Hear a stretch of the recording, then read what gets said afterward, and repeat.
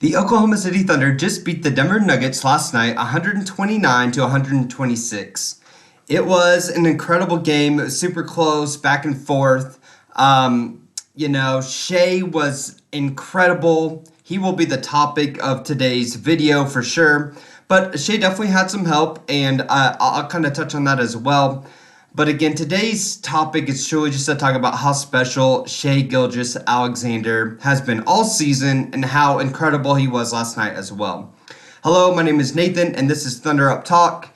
And I just thank you for watching this video. If you like what you're watching, please subscribe to my channel, hit a like, leave a comment, all that stuff. So I just want to talk about the 4 or 5 things that I think helped solidify the MVP for Shai. In my opinion, Shai has been the MVP for several months now. What he has done, leading the Thunder to the best record so far this season, with all the injuries, it's just been obvious that he has been carrying this team. So for starters, the Thunder are the second most injured team in the NBA all season. So to be 51-15 with all of that alone, with the numbers that Shai put up, to me, should allow him to be the MVP. But there are some things in this game that I think just solidified it for him. For everyone else, maybe just general NBA fans, I love the fact that this game was on NBC Peacock for millions and millions of people to see. Anytime that Shai and the Thunder show out on those really big games where I know a lot of eyes are on the game, it just makes me happy.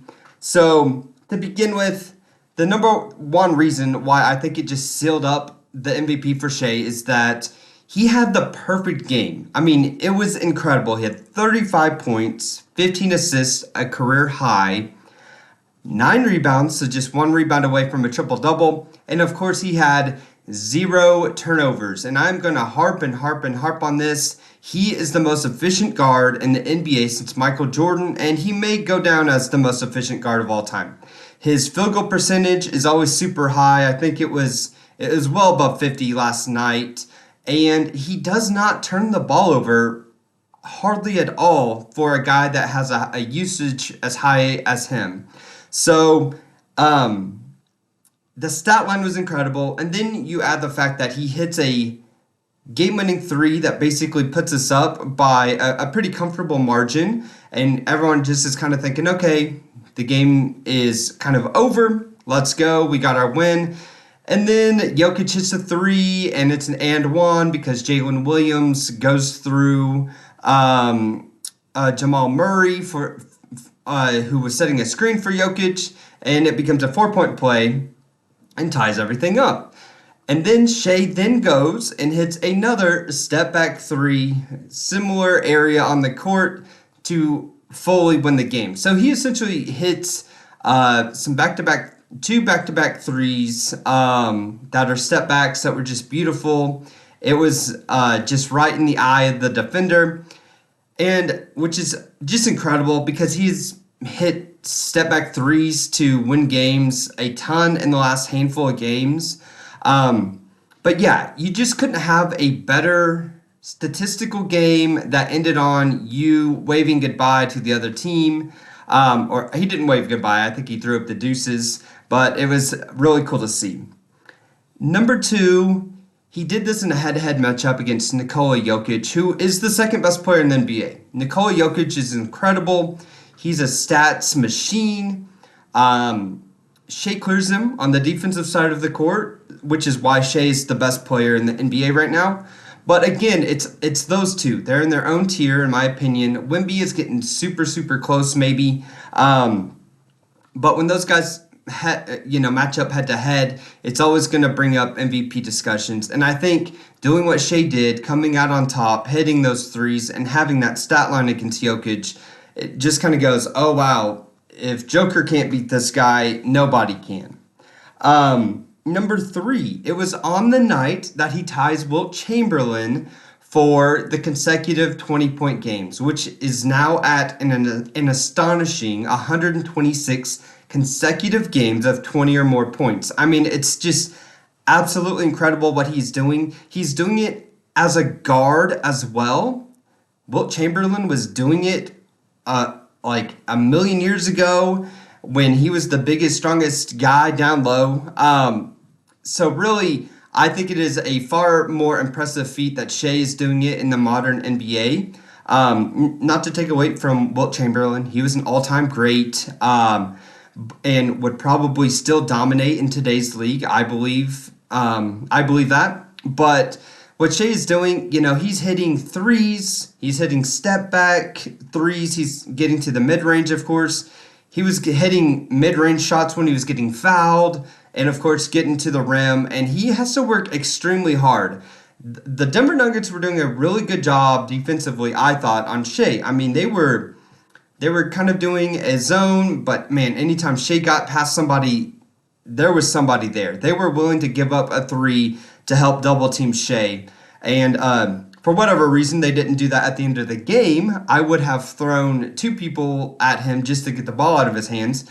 But either way, thank you, Denver Nuggets. So yeah, just what Shai has done on just on a historic level, he did it on that night with the perfect game against Jokić. It's just beautiful. And then let's talk about the injuries. I talked about it a little bit at the beginning, but he won this game against Jokić on this historic night without the second best player on the Thunder, Jalen Williams, without the third best player, Chet Holmgren.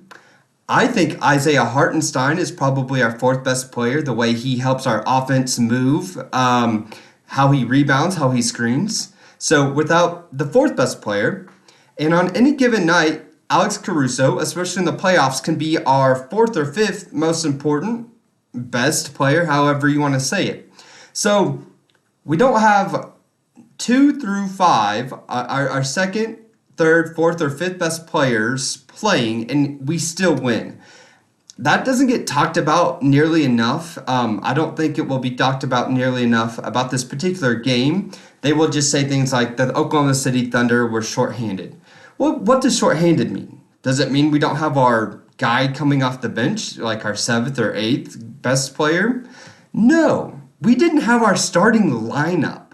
Shai did all of this with guys who were coming off the bench, which granted, most of our bench players could probably start for a lot of teams, but still, it was super impressive. The reason why we won this game was because of Jalen Williams having a career night, but because of Shai having this historic game, and he was the engine for sure. And then I just want to talk about this. Another reason why this solidified, in my opinion, Shai getting the MVP this year is just that the Spurs were kind of sneaking up a little bit over or getting closer to the Thunder, and the Pistons had surpassed the Thunder in win percentage, but now the Thunder are the sole. They have the best record percentage-wise, and they're up 3 games now, up on the San Antonio Spurs. So it just feels like no matter how hard San Antonio tries, who have been relatively healthy, by the way, Shai is just taking a hold of that number 1 seed, dragging the Thunder to the best record in the NBA, and it's just been super impressive. So the reasons why Shai solidified MVP is because he had a near perfect game. He did it against Nikola Jokić. He did it on the night where he tied Wilt Chamberlain for 126 straight 20 or more point games. He did it without his second, third, fourth, fifth, and best teammate. And he just continued to create separation with that win on the Spurs and the Pistons in the East. So Shai's incredible. We all know that. I think we're going to see a guy that is going to win back-to-back MVPs.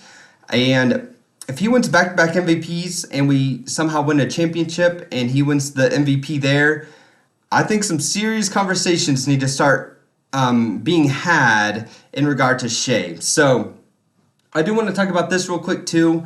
Jalen Williams, I kind of touched on it. He was absolutely incredible. Had a career night, 29 points, 12 rebounds. I think for the last 5 games, he's now averaging over 10 rebounds a game. So that's big time.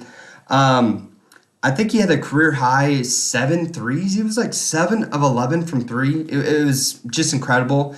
And I love it when he catches the ball, doesn't think, and just puts it up there when he's open. And then, of course, a guy that I talk about a lot, I absolutely love, AJ Mitchell was finally back from injury from it felt like forever, and he was just incredible. He scored 24 points in his return. There was a stretch where I think he airballed a couple of threes in a row, but then he just followed that up with getting fouled, I think, an and one in the mid range.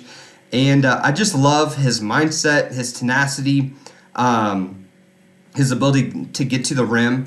And I'll probably talk about this a little bit more going forward. I wanted this to be a Shai video just because he was so special last night. But I think AJ Mitchell could be a guy that could help the Thunder win a championship even if Jalen Williams is at 85%. And not just AJ Mitchell, probably, Jared McCain, some of those guys. If some of those guys really step up, I think we have a really good shot of winning the championship, even with Dub not being the best version of himself. So with that, I will talk to you later. Have a great day, and Thunder up. Bye.